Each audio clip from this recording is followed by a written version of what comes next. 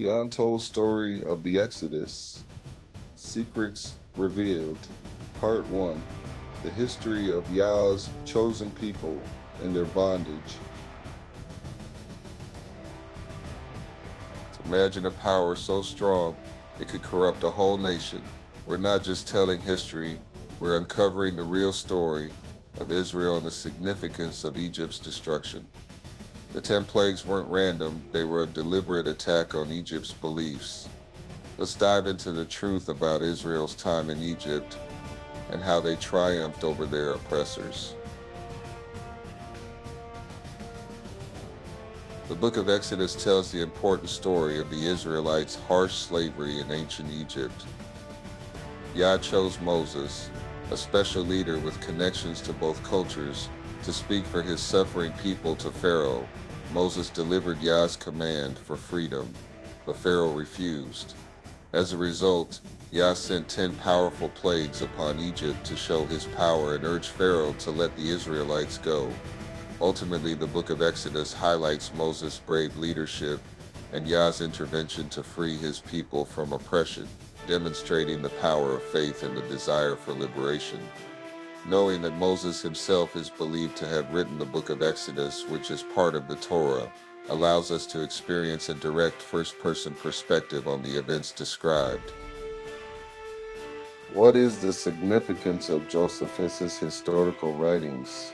In the Greek and Latin literature of the Roman Empire, Moses occasionally turns up as a wise but sacrilegious Egyptian priest, a sneaky trickster who created a codependent community, or the founder of a pernicious people. While not everything said is wholly negative, it is true that when Flavius Josephus, Jewish rebel turned historian, wrote his Jewish antiquities, he faced an uphill battle getting his non-Jewish audience to rethink their assumptions about who Moses was. The prophecy of Egypt's destruction. The Egyptians, already concerned about the Hebrews, were further motivated to seek their destruction by a prophecy. A wise sacred scribe foretold the birth of an Israelite child, destined to bring down Egyptian rule and elevate his own people. This child was also predicted to possess exceptional virtue and achieve everlasting fame. The prophecy intensified the Egyptians' desire to extinguish the Israelite nation. The book of Josephus, chapter 9, verse 2. While the affairs of the Hebrews were in this condition, there was this occasion offered itself to the Egyptians, which made them more solicitous for the extinction of our nation. One of those sacred scribes, who are very sagacious in foretelling future events, truly told the king that about this time there would a child be born to the Israelites, who, if he were reared, would bring the Egyptian dominion low, and would raise the Israelites, that he would excel all men in virtues, and obtain a glory that would be remembered through all ages, which thing was so feared by the king, that according to this man's opinion, he commanded that they should cast every male child which was born to the Israelites into the river and destroy it. That besides, the Egyptian midwives should watch the labors of the Hebrew women and observe what is born, for those were the women who were enjoined to do the office of midwives to them, and by reason of their relation to the king, would not transgress his command. The book of Jasher. To gain a richer, more depth view on Israel's history within Egypt, the book of Jasher is another valuable resource. This text covers much of the same ground as the traditional Mosaic books of the Bible, from the creation of the world to the death of Moses. We will now examine the history of Israel according to the book of Jasher. The book of Jasher is mentioned in the Old Testament in Joshua 10:13 and 2 Samuel 1:18. The actual author of the text is unknown, and it's thought to have been lost or suppressed. The hardship endured by the nation of Israel under Egyptian rule. Jasher chapter 65.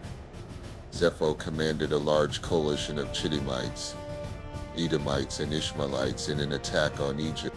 Despite initially routing 300,000 Egyptian soldiers, Zepho's forces were defeated by a mere 150 Israelites. Fearing the Israelites' strength, the Egyptian elders plotted with Pharaoh to deceitfully enslave them. Their aim in this oppression was to diminish the growing population of the children of Israel. From royal decree to a king's omen, Israel's early challenges in Egypt. Jasher chapter 67. Pharaoh was scared because the Israelite people kept having more babies, so he ordered all baby boys to be killed. Even with this terrible rule, the Israelites kept growing, and Aaron was born then. To stop their baby boys from being killed, many Israelite men and women lived apart. Then the king's helpers came up with a new evil idea, to drown all the baby boys, but Yah made sure the baby boys would be saved.